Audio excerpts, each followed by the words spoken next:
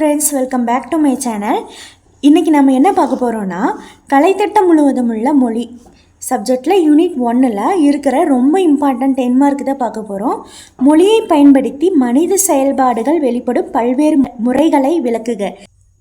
மொழி என்பது மனிதர்களுக்கு உரிதான தகவல் தொடர்புக்கான வழிமுறையாகும். நமது கருத்துக்கள், மனமகிழ்ச்சி, உணர்வுகள் மற்றும் எண்ணங்களை வெளிப்படுத்துவதற்காக ஒரு கருவியாக மொழி விளங்குகிறது. இப்போ மொழி அப்படின்னா மனிதர்களால் மட்டும்தான் அந்த மொழியை நம்மளால் பேச முடியும்.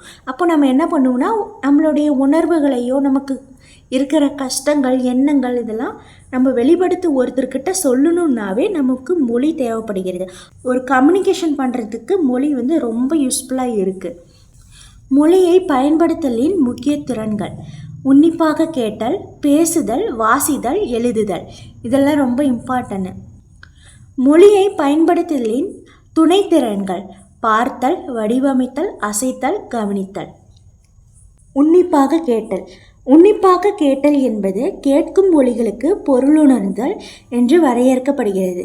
இப்போது உன்னிப்பாக கேட்டோன்னா நம்ம கவனிப்போம், காது கொடுத்து நல்லா கவனித்து அந்த வருது இல்லையா, அந்த ஒலியில் நம்ம பொருள் உணர்தல், அது என்னதான் சொல்ல வராங்கங்கிறத உணர்றோம் இல்லையா, அதுதான் உன்னிப்பாக கேட்டல்.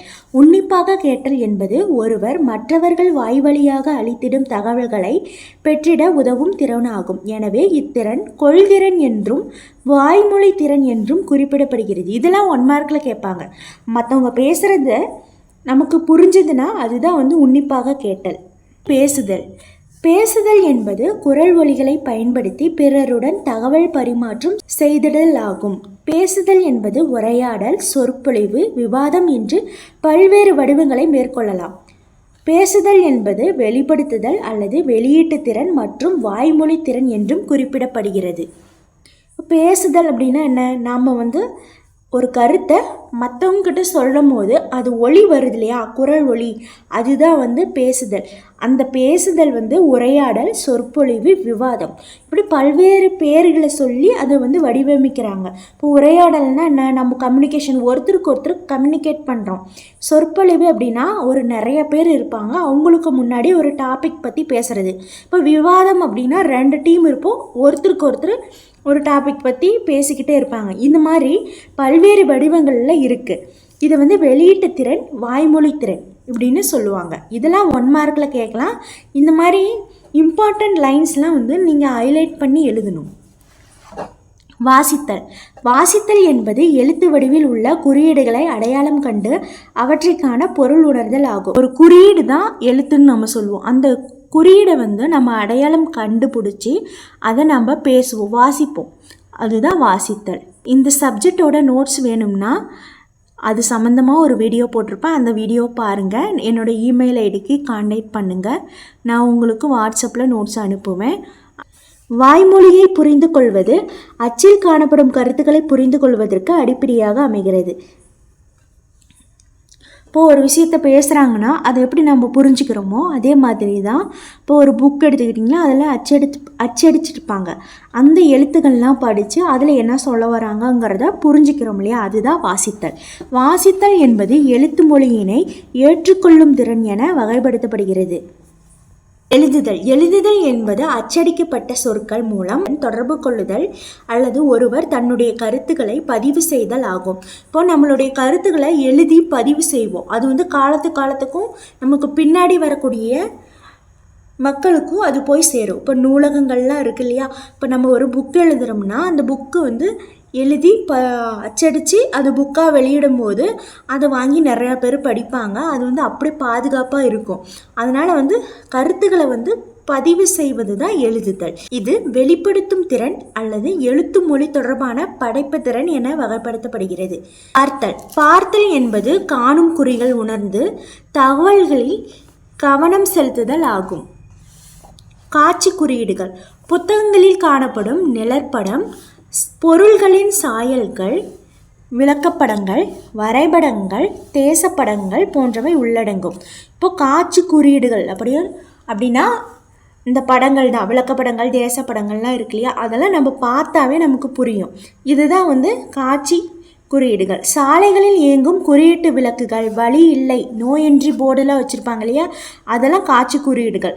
ஒற்றை வழி போக்குவரத்து, வாகனங்கள் நிறுத்தப்படாத பகுதி, பெண்களுக்கான கழிப்பறை, ஆண்களுக்கான கழிவறை போன்றவை பார்ப்பதற்கான குறியீடுகள் சின்னங்கள் மூலம் குறிப்பிட்ட தகவலை வெளிப்படுத்துகின்றன. இப்போ இது எல்லாமே ஒரு இமேஜ் மாதிரி ரெடி பண்ணி இருக்கும், அந்த பிளேஸில் வச்சுருப்பாங்க. இப்போ நோயன்றி அப்படின்னா அந்த பிளேஸில் அந்த இமேஜுக்கான ஒரு பொருளை வச்சு அதை நம்ம பார்க்கும்போது இந்த நோயன்றி இந்த பக்கம் நம்ம போகக்கூடாது அப்படின்னு சொல்லி நம்ம புரிஞ்சுப்போம்.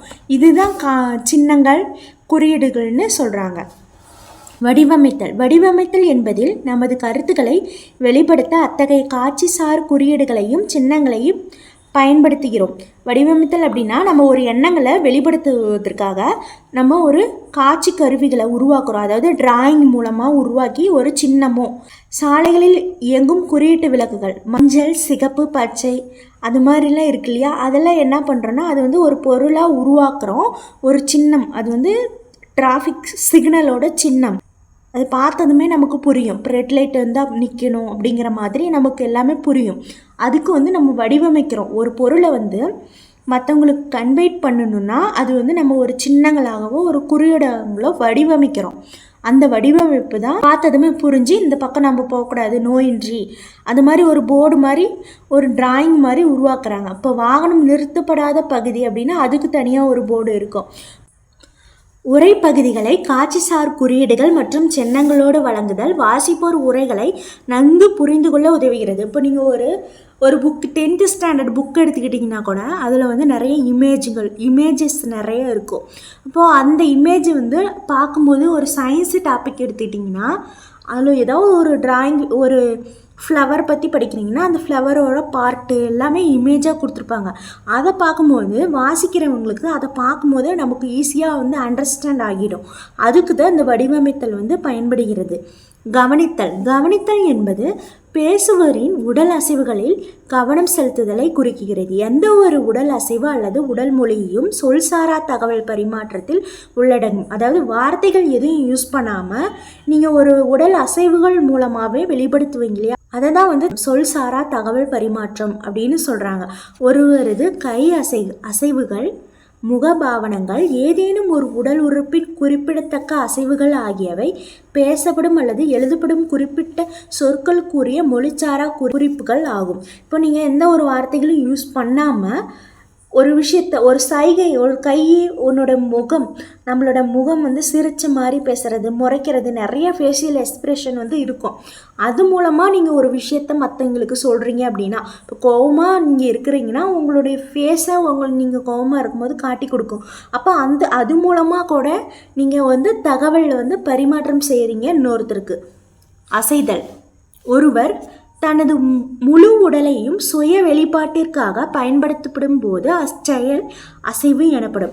மொழி கற்றலுக்கு மேற்கண்ட அனைத்து மொழிசார் மனித செயல்பாடுகள் வெளிப்படுத்தப்படும் முறைகளை கற்பிப்பதோடு அவற்றை பயன்படுத்துதலையும் மாணவர்களிடம் வளர்ச்சியுற செய்ய வேண்டும். இப்போ எல்லாமே நீங்கள் கற்றுக்கிட்டு அதை மக்கள்கிட்டேயோ ஃப்ரெண்ட்ஸுக்கிட்டேயோ நீங்கள் பேசி பழகணும். அந்தளவுக்கு பயிற்சி கொடுக்கணும். இப்போ ஒரு புக் எடுத்துக்கிட்டிங்கன்னா அது அப்படியே ஃப்ளோவெண்ட்டாக வாசிக்க தெரியணும், எழுத தெரியணும், பார்த்து கவனிக்க தெரியணும். இது எல்லாமே ஒரு ஸ்டூடெண்ட்டுக்கு இருந்தால் தான் அவங்க அந்த லாங்குவேஜை ஃபுல்லாக கற்றுக்கிட்டு கம்யூனிகேஷன் பண்ண முடியும். இதுதான் இந்த கொஷினுக்கான ஆன்சர். உங்களுக்கு இந்த கொஷின் புரிஞ்சதுன்னா என்னோடய சேனலை சப்ஸ்கிரைப் பண்ணுங்கள், லைக் பண்ணுங்கள், ஷேர் பண்ணுங்கள், கமெண்ட் பண்ணுங்கள். உங்களுக்கு நோட்ஸ் வேணும்னா அது சம்மந்தமாக வீடியோ போட்டிருப்பேன், அதை பாருங்கள். Thanks for watching.